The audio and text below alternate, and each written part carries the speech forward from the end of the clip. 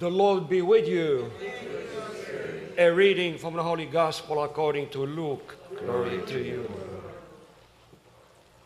One day as Jesus was teaching, Pharisees and teachers of the law who had come from every village of Galilee and Judea and Jerusalem were sitting there, and the power of the Lord was with them for healing.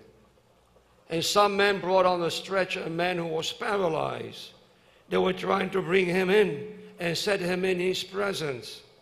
But not finding a way to bring him in because of the crowd, they went up on the roof and lowered him on a stretcher through the tiles into the middle in front of Jesus. When Jesus saw their faith, he said, "As for you, your sins are forgiven." Then the scribes and Pharisees began to ask themselves, "Who is this who speaks blasphemies? Who by God alone can forgive sins?" Jesus knew their thoughts and said to them in reply, "What are you thinking in your hearts? Which is easier to say, 'Your sins are forgiven,' or to say, 'Rise and walk'? But that you may know that the Son of Man has authority on earth to forgive sins." He said to the one who was paralyzed, "I say to you, rise, pick up your stretcher, and go home." He stood up immediately before them, picked up what he had been laying on, and he went home glorifying God. Then astonishment seized them all, and they glorified God. And struck with awe, they said, "We have seen incredible things today." The Gospel of the Lord. Praise to you, Lord Jesus Christ.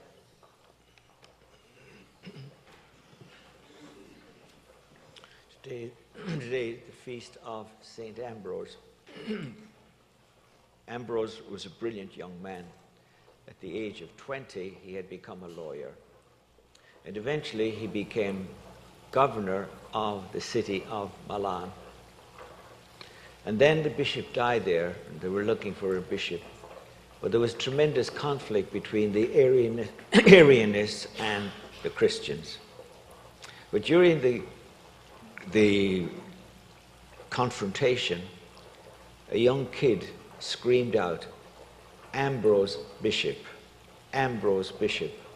And the rest of the people took up that words, and he became Bishop of Milan. Even though at that time he was what is called today a catechumen. In other words, he was under instruction to become a Catholic.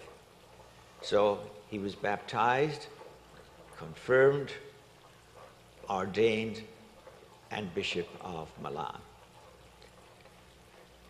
As I said, he's noted for his writings, and he was noted for his preaching. And for one example, you remember that St. Monica and her son Augustine left North Africa, Hippo, and they came to Milan. And Augustine used to go to the cathedral to listen to Ambrose, and as a result, he too became a catechumen and eventually converted to the church, Saint Ambrose. And today's gospel is interesting for two reasons, for me anyway. First of all, notice that it wasn't the man's faith that led to the healing. It was the faith of his friends. His friends' faith. That's why Jesus cured him.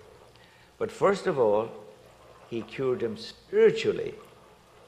And only after curing him spiritually does he cure him physically.